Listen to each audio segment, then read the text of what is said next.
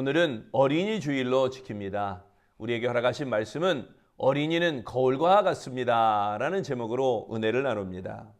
나이지리아의 노예시장에서 한 흑인 소년이 담뱃잎 한 부대와 교환되었습니다. 그의 부모도 노예로 팔려가 온 가족이 뿔뿔이 흩어지게 되었습니다. 부모도 잃고 자신도 잃는 참으로 불쌍한 소년이 하나 있었습니다. 흉악한 노예 상인들은 그 소년을 불법 노예선에 태워서 미국으로 향하였습니다. 그런데 미국으로 향하던 도중 그 배가 불법 노예선임을 알게 된 영국 군함이 붙잡았습니다. 그 군함에 소속된 군목이 그 어린 소년을 발견했습니다. 영국 군목은 수백 명의 노예들 속에서 유난히 총명하게 보이는 그 소년을 양자로 삼아 교육과 철저한 신앙 훈련을 시켰습니다. 그리고 30년이 지난 어느 날 나이지리아 교회 최초의 총회장 취임 예배를 드리게 되었습니다. 취임하는 총회장은 세계적인 성서학자이며 민족의 지도자인 사무엘 크로우더 목사였습니다. 이 사람이 바로 30여 년 전 노예선에서 그 군목에게 양자로 선택을 받았던 바로 그 소년이었습니다. 세상에서 가장 불행했던 한 어린이가 훌륭한 양부모를 만나게 되어 세상에서 가장 위대한 사람으로 성장한 것입니다. 이처럼 하나의 인생은 어른들이 어떻게 대하고 어떻게 가르치냐에 따라서 완전히 달라질 수가 있습니다. 아이를 향한 조언 한마디가, 아이를 향한 충고 한마디가, 자녀를 향한 비전 한마디가 너무너무 중요합니다. 그 말 한마디에 위대한 사람이 될 수도 있고 그 말 한마디에 전혀 쓸모없는 사람이 될 수도 있는 것입니다.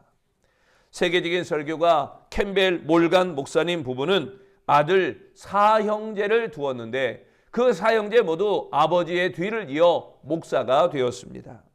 아버지처럼 사형제 모두 훌륭한 설교가로 많은 성도에게 감동을 주었습니다. 하루는 아버지의 생신을 맞이하여 사형제가 모두 한자리에 모였습니다. 한 방에 대설교가가 5명이나 모여있는 그런 셈이 되었습니다. 그 잔치에 초대된 친척 노인이 거기 모인 5명의 목사들에게 이렇게 물었습니다. 이 방에 있는 사람 중에 누가 설교를 제일 잘하는가? 정말 난처한 질문이었습니다. 그런데 사형제들은 의논할 것도 없이 일제히 동시에 한마디로 말하는데 바로 어머니이십니다 라고 대답을 했습니다. 아버지 캠벨 몰간 목사도 빙그레 웃으면서 수긍을 하였습니다. 아들 넷을 목사로 만들고 훌륭한 설교가로 성장시켰으니 그 어머니가 얼마나 그들을 열심히 가르쳤는지를 모두 인정한 것입니다.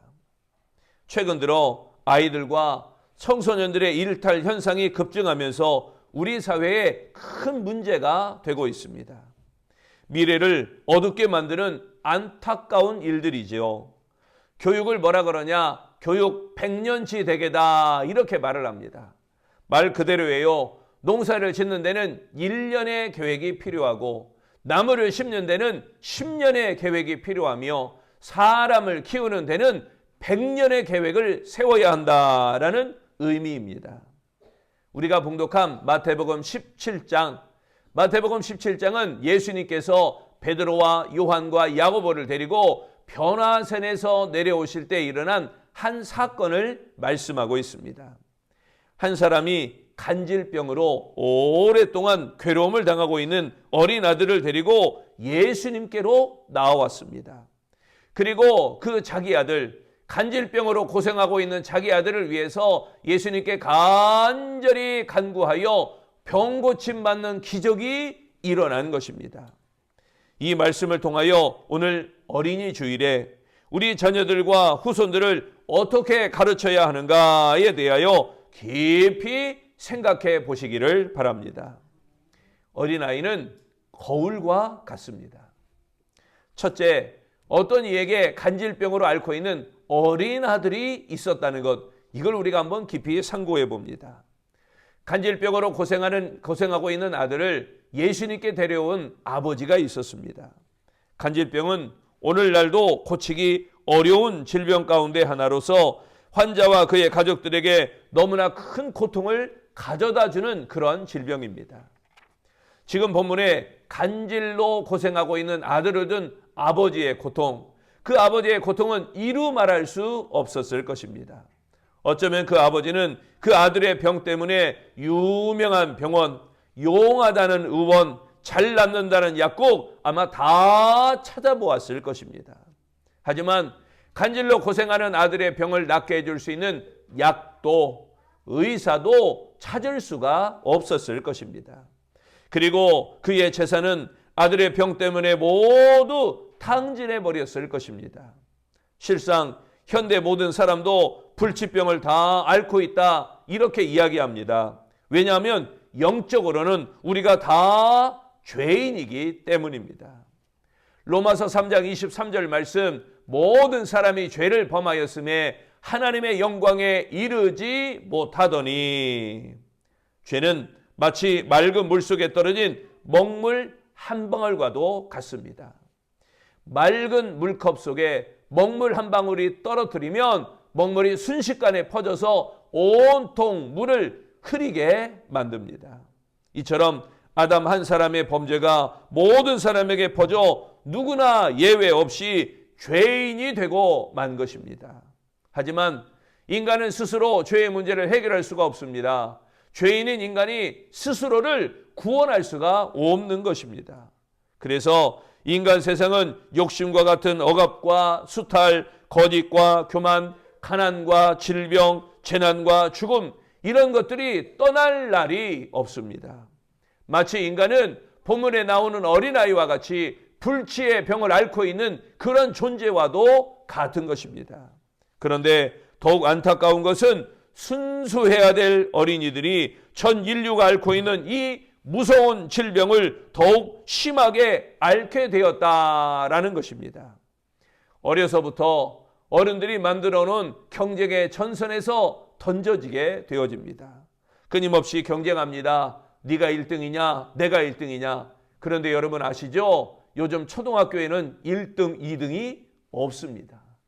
성적 평가를 선생님이 주관적으로 해요. 이 아이는 이렇게 좋고 저게 안 좋고 하면서 주관적으로 글을 써서 평가하기 때문에 이가 1등이다, 2등이다 이런 게 없어요. 그러니까 아이에게 야, 너 학교에서 1등 하냐? 이런 거 물어보면 안 됩니다. 엄마가 아직은 엄마 품이 가장 좋은 학교가 되어지는 이 어린아이, 엄마 품에서 뭐든지 배우는 어린아이, 이 어린아이에게 기필코 다른 아이보다 훨씬 뛰어난 자신의 아이를 만들기 위해서 경쟁하는 일, 이 아이를 벌써 어릴 때부터 그 경쟁의 전선에 내모는 일들, 그러니 우리 아이들이 이웃을 사랑하고 그 이웃을 섬김의 대상으로 대할 수 없는 것입니다. 어릴 때부터 이웃을 모두 이겨야만, 그들을 적으로만 여겨야만, 그들을 짓밟고 일어서야만 내가 살아난다라고 하는 경쟁의식 너무 일찍 심어주어서는 안 된다는 것입니다. 이렇게 자라나는 아이는 하나님을 찾을 수 없고 이웃의 아픔을 느낄 수도 없는 것입니다.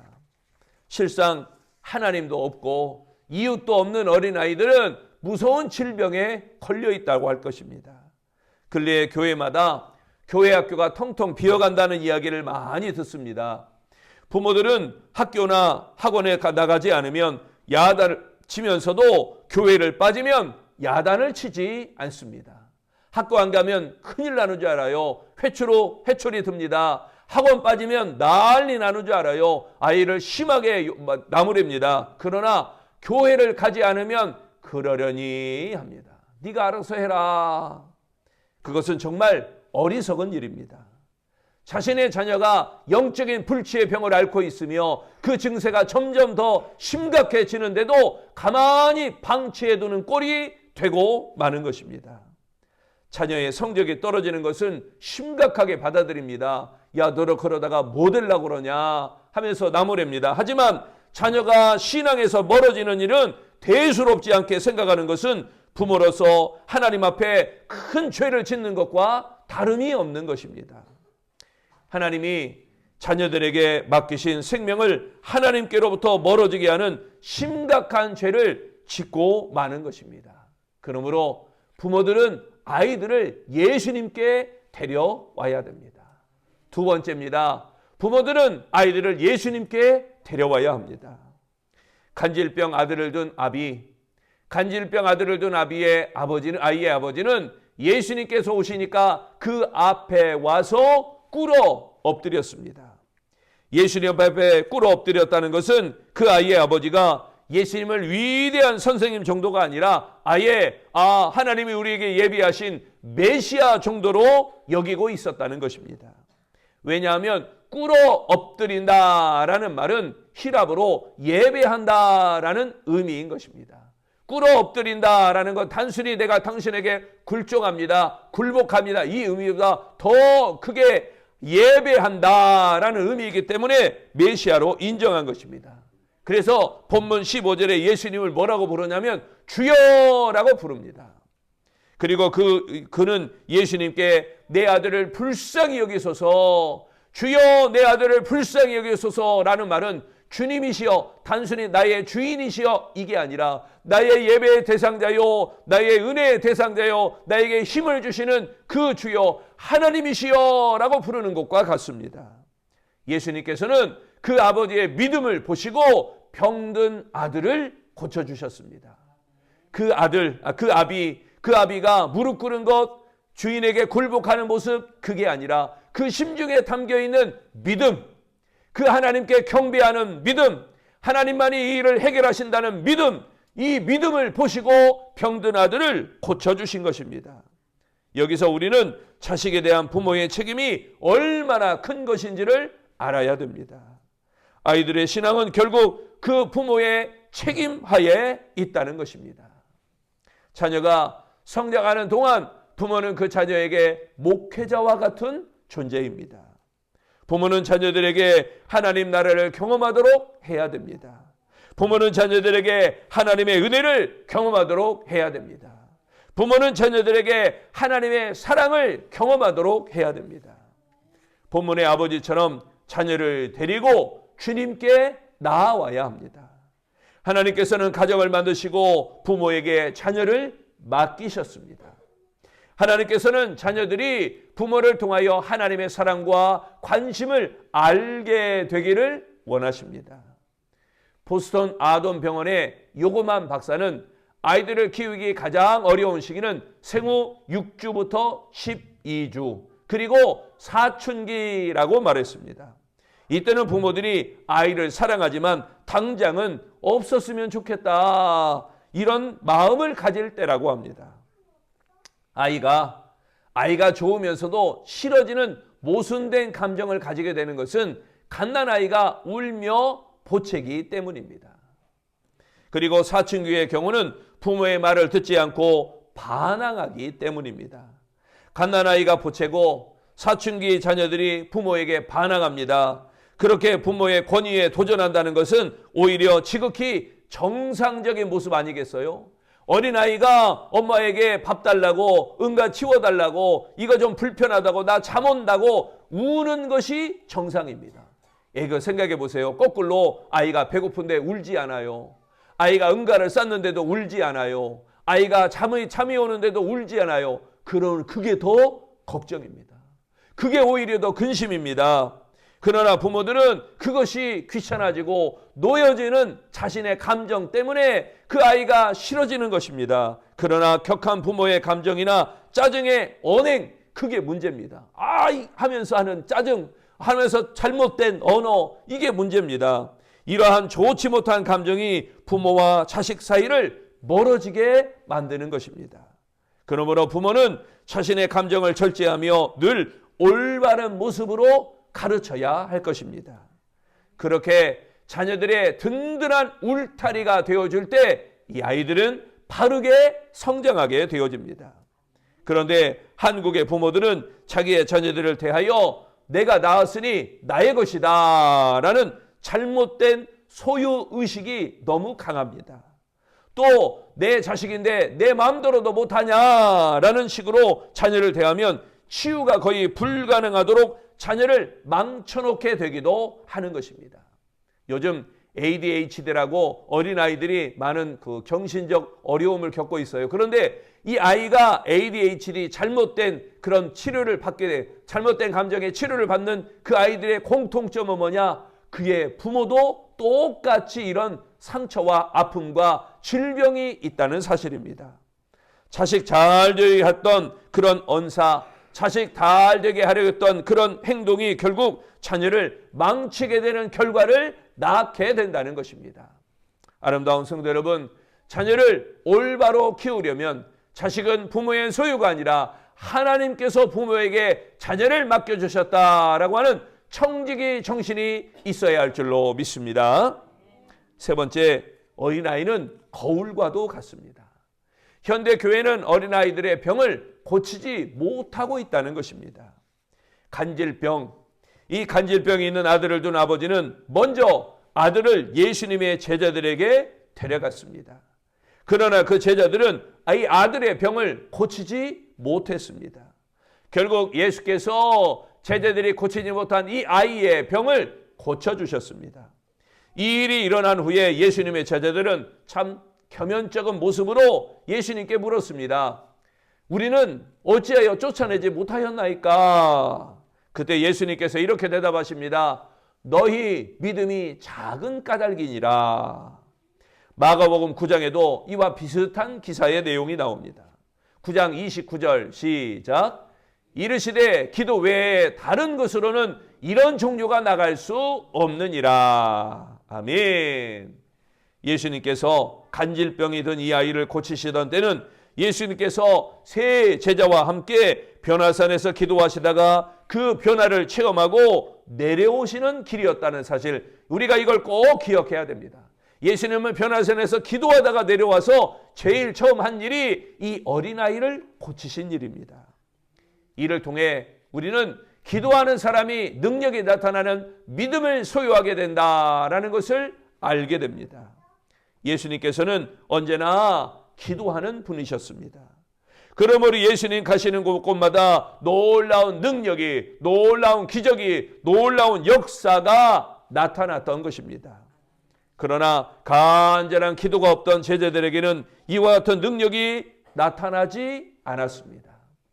제자들은 간질병이 든 어린아이를 치료할 만한 하늘의 능력을 소유하지 못했던 것입니다. 안타깝게도 오늘날의 교회도 마찬가지입니다. 만일 교회의 기도 소리가 멈춘다면 이 시대의 간질병과 이 시대의 한국병으로 무너져가는 어린이들을 구할 수가 없습니다. 오히려 기도하지 않는 제자와 같이 기도하지 않는 교회는 고난이 닥칠 수밖에 없을 것입니다. 기도가 없었던 제자들은 유대인들의 조롱거리가 되었습니다. 마찬가지로 기도가 없는 그리스도인에게는 아무런 능력을 나타낼 수 없습니다. 기도가 없는 교회는 능력이 없는 교회로 전락할 수밖에 없는 것입니다. 세상으로 빼앗긴 우리 자녀들을 고칠 수 있는 것은 오직 우리 교회가 기도하는 교회가 될 때 가능한 줄로 믿습니다.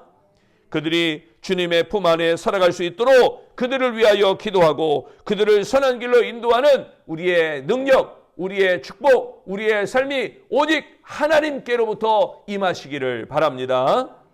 그리고 우리의 기도는 믿음의 기도가 되어야 할 것입니다. 평생 5만 번 기도의 응답을 받았던 조지 뮬러는 이렇게 말했습니다. 기도는 시작으로 하는 것만으로 되는 것이 아니다. 기도는 옳게 한 것만으로 되는 것이 아니다. 기도는 얼마 동안 계속하는 것으로 되는 것도 아니다. 기도는 하나님이 응답하실 줄 믿고 받기까지 기도해야 하는 것이다. 조지 뮬러는 1844년 11월에 5사람이 회개하고 예수님을 믿게 해달라 하고 간절히 기도하기 시작했습니다. 그런데 매일 기도하던 중에 18개월 만에 1년 반 만에 한 사람이 나왔습니다. 그리고 5년 후에 또 한 사람이 나왔습니다. 그리고 6년 후에 한 사람이 회개하고 예수님을 믿었습니다. 그런데 무려 52년 동안 기도하여도 2사람, 5사람 중에 3사람은 나와왔지만 나머지 2사람은 회개하지 않았다고 합니다. 하지만 조지 뮬러가 죽은 후에 그들도 예수 믿고 구원받았다는 그런 이야기가 있습니다. 여러분, 우리의 기도는 반드시 이루어집니다. 우리의 기도는 반드시 응답됩니다. 우리의 기도는 반드시 역사되어집니다. 우리는 자녀들을 주님께 인도하여 주님의 사랑 안에서 위대한 인생을 살아가도록 그들을 위해 끊임없이, 우리 자녀들을 위해 끊임없이 매 시간 순간마다 우리 자녀들을 위해 기도해야 될 줄로 믿습니다. 사랑하는 성도 여러분, 훌륭한 인물의 배후에는 반드시 훌륭한 부모가 있었습니다. 사무엘에게 기도의 어머니 한나가 있었습니다. 모세에게는 유모가 되어서라도 끝까지 모세를 양육하고자 했던 그의 어머니가 있었습니다. 디모데는 외조모 로이스와 어머니 유니게의 신앙의 유산을 따라서 훌륭한 주의 일꾼이 되었습니다. 우리도 이와 같이 우리의 자녀들에게, 우리의 후손들에게 아름다운 신앙의 유산을 남기는 모범을 보여야 할 줄로 믿습니다. 주님께 나온 자녀들이 예수 그리스도를 만나야 됩니다. 그때 진정한 위대한 사람으로 쓰임받게 되는 것입니다. 그리고 주님께 우리에게 맡겨주신 자녀를 위해 기도를 멈추면 안 됩니다. 또한 자녀들을 신앙으로 인도하고 화목한 가정을 가꾸면서 우리 자녀들을 인격적으로, 여기서 말하는 인격적은 사람의 됨됨이가 아니라 예수님을 인격적으로 만나도록 잘 양육해야 합니다. 그렇게 예수님을 만난 자녀, 기도로 키워진 자녀, 주님을 인격적으로 만난 자녀, 그런 자녀에게는 가능성이 있는 하나님의 거룩한 덕으로, 그러니까 엄마 아빠가 기도하는 만큼 거울이 되어 우리 자녀들도 그만큼 신앙의 영향력을 끼치고 신앙의 진보를 나타내고 신앙의 축복을 받고 신앙의 역사가 일어나고, 아멘을 안 하네요. 우리 자녀들을 위해서 기도하시기 바랍니다. 우리가 거울이 되어서 자녀들이 열심을 내어 예배하고 열심을 내어 기도하고 열심을 내어 복을 받는 모습을 보여주시기를 바랍니다. 기도하겠습니다. 주님, 우리에게 맡겨주신 우리 자녀들 예수 그리스도를 만나게 하여 주옵소서. 또한 우리에게 맡겨주신 자녀들, 우리 자녀를 위하여 기도합니다. 그 기도가 멈추지 않게 하여 주옵소서. 우리에게 맡겨주신 자녀들 신앙으로 잘 인도하고 하나님 앞에 은혜의 삶을 살아가며 주님을 정말 인격적으로 만난, 인격적으로 주님을 잘 양육되어지는 우리 자녀들이 되게 하여 주시옵소서. 그리하여 예수님을 만난 자녀, 기도로 키워진 자녀, 인격적으로 양육된 자녀가 되어서 하나님 앞에 복을 받되 하나님의 만복을 받게 하시고 모든 사람의 귀감이 되어 날마다 은혜 안에 진리 안에 성령 안에 승리하는 우리 복 있는 자녀들이 다 되도록 축복하여 주시옵소서. 우리 자녀들 앞에 거울과 같은 부모가 되게 하시고 그 거울을 바라보며 자라나는 우리 자녀들이 또한 거울과 같은 자녀들이 되어지도록 아름다운 은혜가, 아름다운 믿음이, 아름다운 성령이 역사되어지기를 예수님 이름으로 기도합니다. 아멘.